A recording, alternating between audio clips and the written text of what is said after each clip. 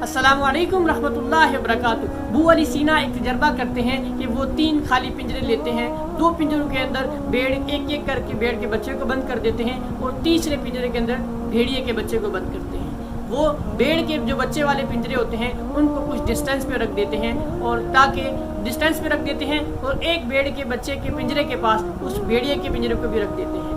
دوسرا بھیڑ کا جو بچہ ہے وہ اس پنجرے کو نہیں دیکھ پا رہا ہوتا، کچھ دیر کے لیے، کچھ دنوں کے لیے اس تجربے کو چھوڑ دیا جاتا ہے اور کچھ دن کے بعد آبزرویشن نوٹ کی جاتی ہے۔ آبزرویشن یہ نوٹ کی جاتی ہے کہ وہ بھیڑ کا بچہ جو بھیڑیے کے پنجرے کو نہیں دیکھ پا رہا وہ دن بہ دن جو ہے صحت مند ہوتا جا رہا ہے اور اس کا ویٹ بھی بڑھ رہا ہے، اور وہ بچہ جو بھیڑ کے بچے کو جس بھیڑیے کے پنجرے کے پاس رکھا تھا وہ دن بہ دن کمزور ہوتا جا رہا ہے اور بلکہ وہ بیمار جو ہے نظر آنے لگ گیا ہے۔ کچھ دن کے بعد بھیانک ناک رزلٹ یہ سامنے آئے کہ وہ بھیڑ کا بچہ انتقال کر گیا تھا جو بھیڑیے کے پنجرے کو، جس کا پنجرہ بھیڑیے کے پنجرے کے ساتھ رکھا ہوا تھا۔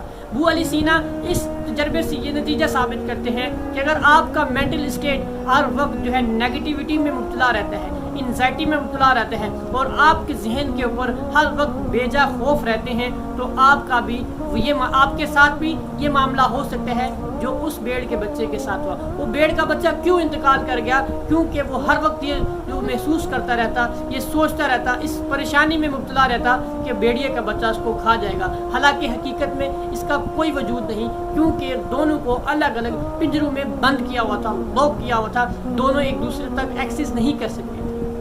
وہ کہتے ہیں اسی طرح وہ اس تجربے سے یہ ثابت کرتے ہیں کہ اسی طرح کے بیجا خوف ہماری سوسائٹی میں بھی پائے جاتے ہیں۔ دوستو، آپ نے خود دیکھا ہوگا کہ ہمارے معاشرے کے اندر بھی طرح طرح کے خوف پائے جاتے ہیں، ہر شخص کا خوف الگ ہے۔ بزنس مین کا خوف یہ ہے کہ کہیں اس کو کاروبار میں نقصان نہ ہو جائے، طلباء کا خوف یہ ہے کہ اگر انہوں نے ہائی پرسنٹیج حاصل نہ کی، اپنا ایگزام کریک نہ کیا، آرمی یا اور کسی طرح کے گورنمنٹ کے ایگزام کے اندر اس نے پاس نہ کیا تو وہ زندگی میں مقام حاصل نہیں کر پائیں گے۔ اور استاذہ اکرام کا خوف یہ ہے کہ اگر وہ صحیح طرح سے اپنے بچوں کو، اپنے طالب علموں کو نہیں پڑھائیں گے تو ان کی اسکولز کے اندر نہ تو پروموشن ہوگی، نہ سیلری بڑھے گی۔ اور کوآپریٹ کلچر کے اندر تو یہ خوف انتہا کی سطح پہ ہے۔ کوآپریٹ کلچر کے اندر یہ انزائٹی تو آسمان کی بلندیوں کو چھو رہی ہے، جہاں پہ سب سے زیادہ خوف یہ ہوتا ہے کہ کہیں مجھ سے میرا باس ناراض نہ ہو جائے، کہیں اگر میں اپنا کام صحیح سے انجام نہیں دوں گا تو میری ترقی بھی نہیں ہوگی اور میری سیلری بھی نہیں بڑھے گی۔ یہ خوف جو ہے دیمک کی طرح وہاں کام کرنے والوں کی صلاحیت کو چاٹ رہا ہوتا ہے۔ یہ وہ خوف ہیں جو لا علاج نہیں ہے، لیکن ہم لا علمی میں ان کا علاج نہیں کرتے، بلکہ انہی خوفوں کے ساتھ اپنی زندگی گزار ہوتے ہیں اور ہر وقت اپنے آپ کو انزائٹی میں مبتلا رکھتے ہیں۔ ویسے تو انزائٹی کی 6 اقسام ہیں، 4 کامن ہیں جو ہماری سوسائٹی میں کامنلی پائی جاتی ہیں۔ ان میں پہلی ہوتی ہے جنرل انزائٹی ڈس آرڈر، دوسری ہوتی ہے سوشل انزائٹی ڈس آرڈر، تیسری ہوتی ہے پینک اٹیک، اور چوتھی ہوتی ہے کہ آپ کو طرح طرح کے اسپیسیفک فوبیاز ہو جاتے ہیں۔ یہ وہ پریشانیاں، یہ وہ بیماریاں ہیں جو آج جس میں ہمارے معاشرے کا ہر شخص مبتلا نظر آتا ہے۔ تو ان کو حل کرنے کا بہت آسان حل ہمارے قرآن پاک میں موجود ہے، جس کے اندر ایک آیت کا، ایک جو ہے دعا کا مفہوم یہ ہے کہ اللہ میرے معاملات کو آسان فرما دے، اور آسان فرما دے، ان کو میرے لیے مشکل نہ بنانا، ہم تجھ سے ہی مدد مانگتے ہیں۔ دوسرا یہ ہے ہمیں اللہ پر توکل کرنا ہے، لیکن توکل کب زندگی میں کام آتا ہے اس کو ذرا سمجھ لیجئے۔ ہم تمام مسلمان جو ہے اپنے آپ کو دھوکے میں رکھتے ہیں کہ ہر چیز توکل کی وجہ سے جو ہے ہم اس کے اوپر اپنا 100% نہیں دے پاتے۔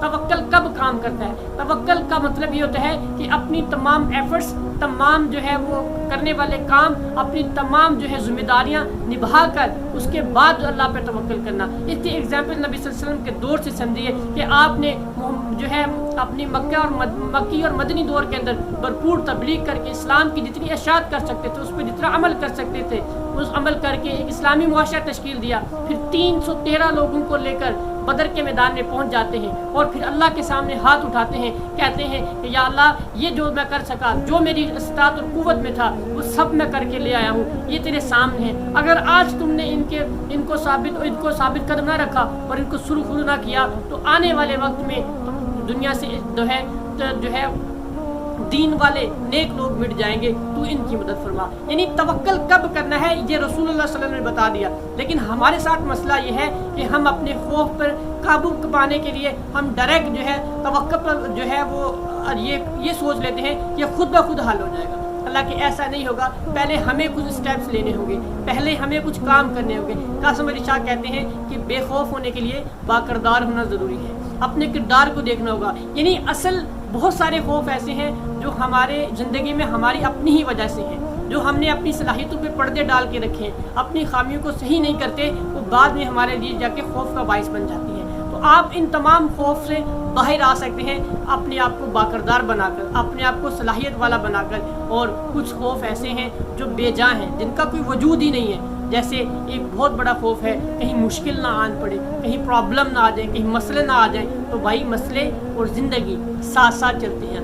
दुनिया में एक जगह मौजूद है जहाँ पर कोई मसला नहीं है, कोई परेशानी नहीं है, वो कब्रिस्तान है जो यहाँ से कुछ फासले पर मौजूद है, लेकिन वो लोग ज़िंदा नहीं हैं। आप ज़िंदा हैं तो आपके साथ मसले होंगे, लेकिन उन मसलों का हल भी मौजूद होता है। हम मसलों के ऊपर फोकस करते हैं, हल पे फोकस नहीं करते, जिसकी वजह से वो हमारे लिए खौफ का जो है बाइस बनते जाते हैं और हम एंजाइटी में चले जाते हैं। अपनी एंजाइटी को पहचानिए और उसको डील करने का तरीकाकार बहुत आसान है, लेकिन शर्त यह है कि आपको उसको पहचानना आना चाहिए।